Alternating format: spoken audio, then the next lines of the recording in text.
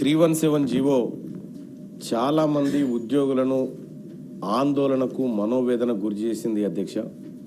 రాష్ట్రపతి ఉత్తర్వులకు వ్యతిరేకంగా ఈ జీవోను తీసుకొచ్చారనేటువంటి ఆవేదన ఉద్యోగస్తుల్లో ఉండింది.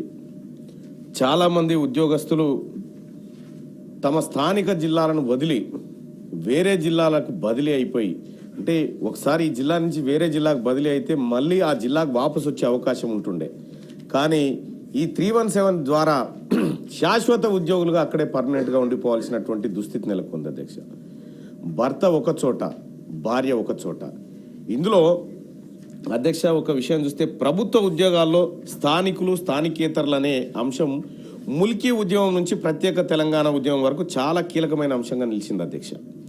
ఇదే అంశం ఇప్పుడు తెలంగాణ రాష్ట్రంలో మరోసారి ఉద్యోగుల్లో ఆందోళన గురి చేస్తూ ఉంది. ఇంకా సమస్య ఎక్కడేసిన గొంగడు అక్కడ లెక్కనే ఉంది. కొంతేదో ఆ సమస్య పరిష్కారానికి రాష్ట్ర ప్రభుత్వం కేబినెట్ సబ్ కమిటీ ద్వారా ఏదో ప్రయత్నం చేసినప్పటికీ కూడా ఇంకా పూర్తి స్థాయిలో ఆటి 317 భయాందోళనలు ఇంకా తొలగిపోలేదు అధ్యక్ష.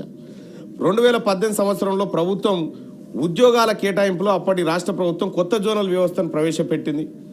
రాష్ట్ర విభజనకు ముందు వరకు తెలంగాణలో మొత్తం 10 జిల్లాలు జోన్ 5 జోన్ 6 కింద ఉండేటి అధ్యక్ష. ఆ తర్వాత 33 జిల్లాలు ఏర్పాటు చేసిన తర్వాత 7 జోన్లు 2 మల్టీ జోన్లు చేసింది అధ్యక్ష. ఈ పునర్వ్యవస్థీకరించిన తర్వాత కొత్త జోన్ల వ్యవస్థ అమల్లోకి రావడంతో కొత్త జిల్లాలకు కొత్త జోన్లకు మల్టీ జోన్లకు ఉద్యోగాలను సర్దుబాటు చేసుకోవడానికి 317 జీవో తీసుకొస్తే అది ఉద్యోగులకు ఆప్షన్ కూడా ఇచ్చారు అధ్యక్ష. ఇచ్చిన తర్వాత ఇక అసలు సమస్యలు స్టార్ట్ అయినాయి అధ్యక్ష.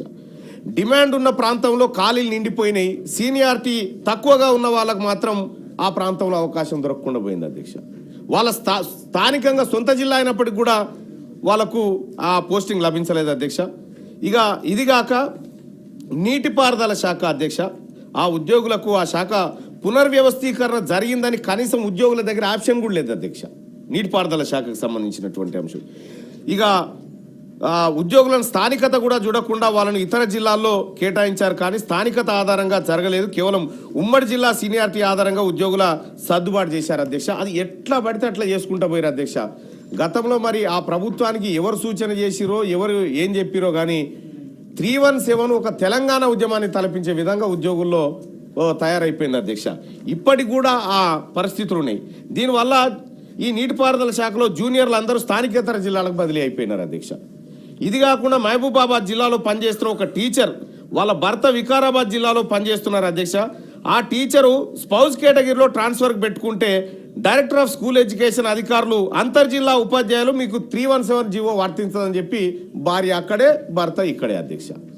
ఇదొకటి.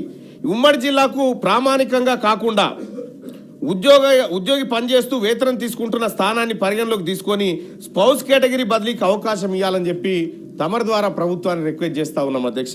ఇక అలాగే కరీంనగర్ జిల్లా తిమ్మాపూర్ మండలంలో భార్యాభర్తలు ఇద్దరు ఒకే మండలంలో పనిచేస్తుండే అధ్యక్ష. 317 జీవో కారణంగా భార్య ఆ జిల్లాలో జూనియర్ కాబట్టి రాజన్న సిరిసిల్లాకు పోయింది, భర్త సీనియర్ కాబట్టి కరీంనగర్ జిల్లాలో ఉండు. ఇక మనమోడు వచ్చేసి ఈడ వేములవాడ కాడ ఉన్నటువంటి పరిస్థితి. అంటే భార్యాభర్తలని ఇట్లా కుటుంబాలను కూడా అనేక రకాలైనటువంటి ఇబ్బందులకు గురి చేసింది అధ్యక్ష 317 జీవో. అచ్చంపేట నుంచి ఆదిలాబాద్కు, ఒకరు ఆదిలాబాద్ నుంచి ఈ వనపర్తి జిల్లాకు ట్రాన్స్ఫర్ అయ్యారు అధ్యక్ష. ఈ రకంగా ఈ ఉద్యోగుల బదిలీ వ్యవస్థ ఏదైతే ఉందో 317 ద్వారా అది సరైన విధానంలో జరగలేదు. సో గత ప్రభుత్వం చేపట్టినటువంటి ఈ పొరపాటును ప్రస్తుత ప్రభుత్వం సరిచేసే అవకాశం ఎంతవరకు ఉంది, ఎప్పటిలోగా చేస్తారు, అసలు 317 బాధితులకు ఈ రాష్ట్ర ప్రభుత్వం ఇవ్వబోతున్న భరోసా ఏందనేది తమ ద్వారా నేను ప్రభుత్వం ఉంది.